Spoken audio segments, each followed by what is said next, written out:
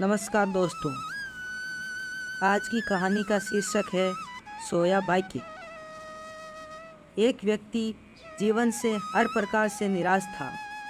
लोग उसे मनहूस के नाम से बुलाते थे। एक ज्ञानी पंडित ने उसे बताया कि तेरा भाग्य फला पर्वत पर सोया हुआ है, तो उसे जाकर जगा ले तो भाग्य तेरे साथ हो जाएगा। बस फिर क्या था, वो चल पड़ा अपना सोया भाग्य जगाने के लिए। रास्ते में जंगल पड़ा तो एक शेर उसे खाने को लपका। वो बोला, भाई मुझे मत खाओ, मैं अपना सोया भाग्य जगाने जा रहा हूँ। शेर ने कहा, तुम्हारा भाग्य जाग जाए तो मेरी एक समस्या है, उसका समाधान पूछते लाना। मेरी समस्या यह है कि मैं कितना भी खाऊं मेरा पेट भरता ही नहीं है। हर समय पेट भूख की ज्वाला से जलता रहता है। मनहूस ने कहा, ठीक है। आगे जाने पर एक किसान के घर उसने रात बिताई। बातों बातों में पता चलने पर कि वह अपना सोया भाग्य जगाने जा रहा है, किसान ने कहा, मेरा भी एक सवाल है, अपने भाग्य से पूछकर उसका समाधान लेते आना। मेरे खेत में मैं कितनी भी मेहनत कर लूँ, पैदावार अच्छी होती ही नहीं। मेरी शादी योग्य कन्या है, उसका विवाह अन्य परिस्थितियों में मैं इन परिस्थितियों में मैं कैसे कर पाऊँगा। मनहूस बोला, ठीक है। और आगे जाने पर वो एक राजा के घर मेहमान बना। रात्रि भोज के उपरांत राजा ने ये जानने पर कि वो अपने भाग्य को जगाने जा रहा है, उसने राजा ने कहा, मेरी परेशानी का हल भी अपने भाग्य से पूछते आना। मेरी परेशानी यह है कि कितनी भी समझदारी से राज्य चलाऊं, मेरे राज्य में अराजकता का बोलबाला ही बना रहता है। मनहूस ने उससे भी कहा, ठीक है।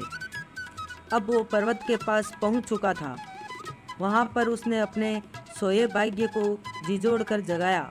उठो उठो, मैं तुम्हें जगाने आया हूँ। उसने भाग्य ने एक अंगड़ाई ली और उसके साथ चल दिया। उसका भाग्य बोला, अब मैं तुम्हारे साथ हर दम रहूँगा। अब वो मनहूस नहीं रह गया था, बल्कि भाग्यशाली व्यक्ति बन गया था और अपने भाग्य की बदौलत वो सारे सवालों का जवाब जानता था।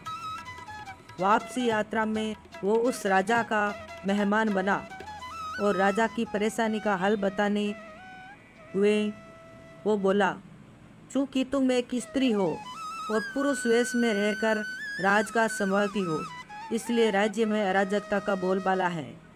तुम किसी योग्य पुरुष के साथ विवाह कर लो, दोनों मिलकर राज्यभार संभालो तो तुम्हारे राज्य में शांति स्थापित हो जाएगी। रानी बोली, तुम ही मुझसे ब्याह कर लो और यहीं रह जाओ। भाग्यशाली बन चुका वो मनहूस इनकार करते हुए बोला, नहीं नहीं, मेरा तो भाग्य जाग चुका है, तुम किसी और से विवाह कर लो। तब रानी ने अपने मंत्री से विवाह किया और सुखपूर्वक राज्य चलाने लगी। कुछ दिन राजकीय मेहमान बनने के बाद उसने वहाँ से विदा ली। आगे वो किसान के घर पहुँचा और उसके सवाल के जवाब में बताया, तुम्हारे खेत में 7 कलश हीरे जवाहरात के गड़े हैं। उस खजाने को निकाल लेने पर तुम्हारी ज़मीन उपजाऊ हो जाएगी और उस धन से तुम अपनी बेटी का ब्याह भी धूमधाम से कर सकोगे।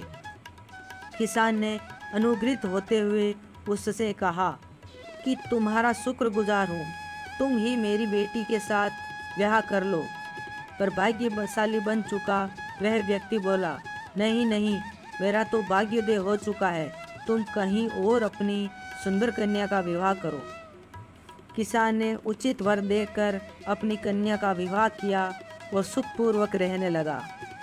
कुछ दिन किसान की मेहमान नवाजी भोगने के बाद वो जंगल में पहुंचा और शेर से उसकी समस्या के समाधान स्वरूप कहा, यदि तुम किसी बड़े मूर्ख को खा लोगे तो तुम्हारी ये सुधा शांत हो जाएगी। शेर ने उसकी बड़ी आवभगत की और यात्रा का पूरा हाल जाना। सारी बात पता चलने के बाद शेर ने कहा, भाग्योदय होने के बाद इतने अच्छे और बड़े दो मौके गंवाने वाले ये इंसान तुमसे बड़ा मूर्ख और कौन होगा। तुझे खाकर ही मेरी भूख शांत होगी। और इस तरह वो इंसान शेर का भी शिकार बनकर मृत्यु को प्राप्त हुआ। यदि आपके पास सही मौका परखने का विवेक और अवसर को पकड़ लेने का ज्ञान नहीं है तो भाग्य भी आपके साथ आकर आपका कुछ नहीं कर सकता। आप सभी का दिन शुभ हो।